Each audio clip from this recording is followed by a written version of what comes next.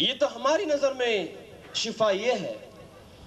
خداوند کہتا ہے کہ تمہاری سوچیں میری سوچیں نہیں اور تمہارے خیالات میرے خیالات نہیں. وہ جس طور سے اس کی سوچ جو ہے وہ داؤد زبور 103 میں اس طرح سے بیان کرتا ہے. اگر آپ کے پاس بائبل ہے, خدا کا کلام ہے, تو آپ پڑھ سکتے ہیں. کتنے لوگوں کے پاس بائبل ہے؟ میں دیکھوں ذرا, اپنے ہتھیار کو اونچا کریں. ہاللویہ, خدا ان کا شکر ہو.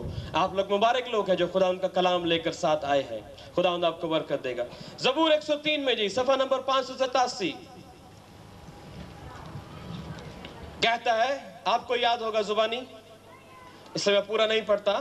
تیسری آیت سے, وہ تیری ساری بدکاری کو بخشتا ہے, وہ تجھے تمام بیماریوں سے شفا دیتا ہے. اب داؤد کا کچھ آپ کو مطلب سمجھ آیا؟ پاکرو کیا لکھوا رہا ہے داؤد سے کہ وہ تیری ساری بدکاری کو بخشتا ہے. یہودی جو تعلیم ہے اس کے مطابق بیماری جو ہے وہ گناہ کے وسیلے سے ہے. باغ عدن میں کوئی بیماری نہیں تھی, موت نہیں تھی. سو یہودی اپنی روایتوں کے مطابق اور جو تعلیم ان کو پہنچی ہے اس کے مطابق شفا کا جو سمجھ ہے, شفا کی سوچ ہے, وہ یہ لیتے ہیں کہ گناہ سے رہائی. اور اگر آپ اپنے خدا کے خادموں سے, اپنے پاسٹر سے پوچھیں گے کہ عبرانی میں یا یونانی میں شفا کے لیے جو اس لفظ استعمال ہو گئے اس کا مطلب کیا ہے, تو اس کا مطلب رہائی بھی ہے. گزشتہ سال میں نے آپ کو بتایا تھا جب میں 14 اگست کو یہاں پر تھا کہ آپ کو میں نے تفصیل سے ان لفظوں کے بارے میں بتا دیا تھا. یہ ایک وسیع لفظ ہے, نجات, رہائی, مخلصی, چھٹکارا, شفا. ڈائسوس یونانی کا لفظ.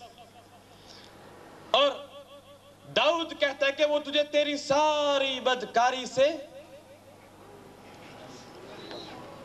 تیری ساری بدکاری کو بخش دیتا ہے اور پھر تجھے تمام بیماریوں سے شفا دیتا ہے. آگے کہتا ہے وہ تیری جان کو ہلاکت سے بچاتا ہے.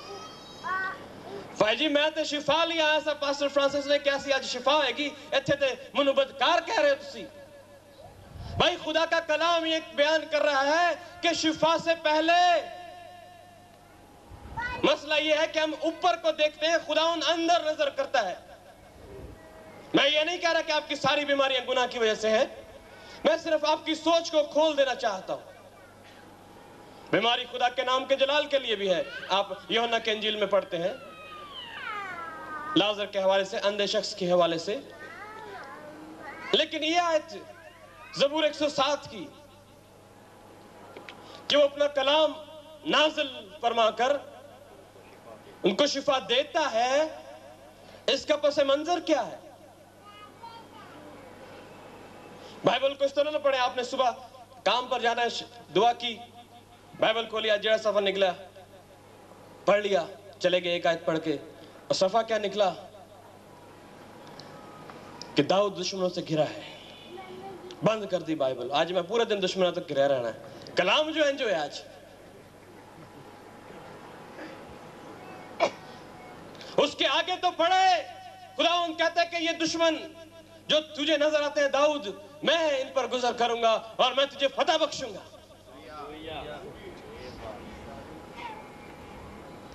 سو وہ اپنا کلام نازل فرما کر ان کو شفا دیتا ہے. تھوڑا سا ہمارے ترجمے میں یہاں پر اختلاف ہے. اردو کی بائبل میں لفظ اس طرح سے ہے کہ وہ اپنا کلام بھیج کر, He send His word, اپنا کلام بھیج کر ان کو شفا دیتا ہے.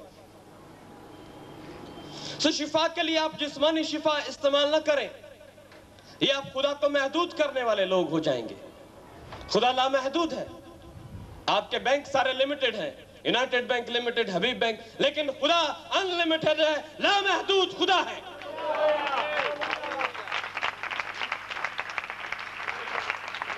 خدا کو محدود نہ کریں. اگر کسی کی ایک آنکھ کی شفا ہوئی ہے فرض کریں تو اس نے ایک نئی کلیسیا بنا لی, خدا انہیں ایک آنکھ کو شفا دیتا ہے. اگر کسی کا ہاتھ پاؤں فالش تھا، اگر اس کا صرف ہاتھ ہی اس نے الگ کلیسیا میں نہیں، کوئی کہے گا خداوند پورے جسم کو شفا ہو، کہے گا نہیں ایک ہاتھ کو شفا، کیونکہ میرے ایک ہاتھ کو شفا ہوئی، اس لیے خداوند ایک ہاتھ کو، یہ محدود کر دیتے ہیں ہم خدا کو. خدا لامحدود ہے، اس کی شفا لامحدود ہے. یہ نہیں کہ ہاں جی شفا لکھا ہے کہ وہ دیتا رہے گا، لیکن کیسے؟ کلام نازل فرما کر، وہ اپنا کلام نازل فرما کر ان کو شفا دیتا ہے، کلام بھیج کر.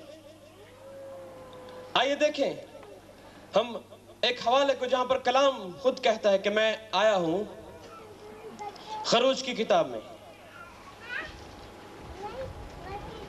اس کا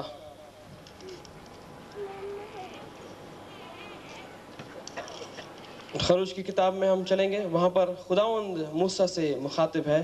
ابھی آپ جھاڑی کا گیت گا رہے تھے، جب جھاڑی میں خداوند موسیٰ کو نظر آ گیا ہے، کہتے کہ اپنی جوتی اتار دے، جس جگہ تو کھڑا ہے وہ پاک مقدس زمین ہے. پھر اس نے کہا 6 آیت، میں تیرے باپ کا خدا، یعنی 3 باپ کی 6 آیت جی، ابراہیم کا خدا، اسحاق کا خدا اور یعقوب کا خدا ہوں.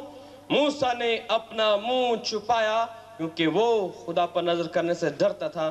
اور خداوند نے کہا، دیکھیں جی داؤد کہتا ان کو ان کے دکھوں سے رہائی بخشتا ہے. کیا واقعی بخشتا ہے؟ خداوند نے کہا میں نے اپنے لوگوں کی تکلیف جو مصر میں ہے خوب دیکھی، یعنی کہ صرف دیکھی، خوب دیکھی، غور سے دیکھ لی ہے میں نے.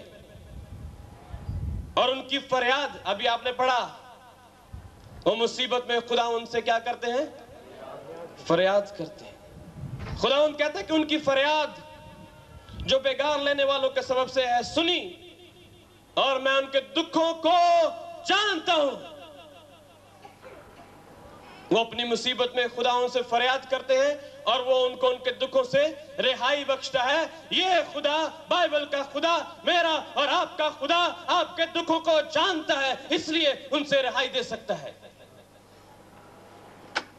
صرف سننے والا نہیں ہے بلکہ کہتا ہے کہ جانتا ہوں، خوب دیکھا ہے میں نے. آگے کہتا ہے اور میں اترا ہوں، کلام نازل فرما کر ان کو شفا دیتا ہے. یہاں پر تقریباً موسیٰ کے زمانے سے لے کر آج تک اگر ہم تقریباً 3500 سال یا اس سے کم یا زیادہ ہو سکتے ہیں، اس وقت بھی وہ اترا. کیوں؟ ان کو ان کے دکھوں سے رہائی دینے کے لیے.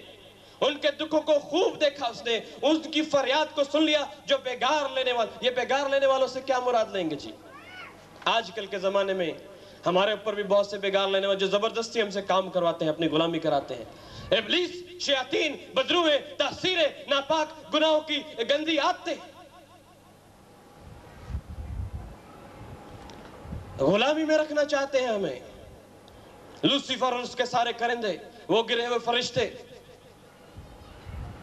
لیکن ہمارا خدا ہماری فریاد کو سن کر کہتا ہے کہ میں اپنا کلام بھیج کر ان کو شفا دیتا ہوں. کلام نازل کر کر ان کو شفا. کب ان کو شفا دیتا ہوں؟ کلام نازل کر کر. موسیٰ سے کہا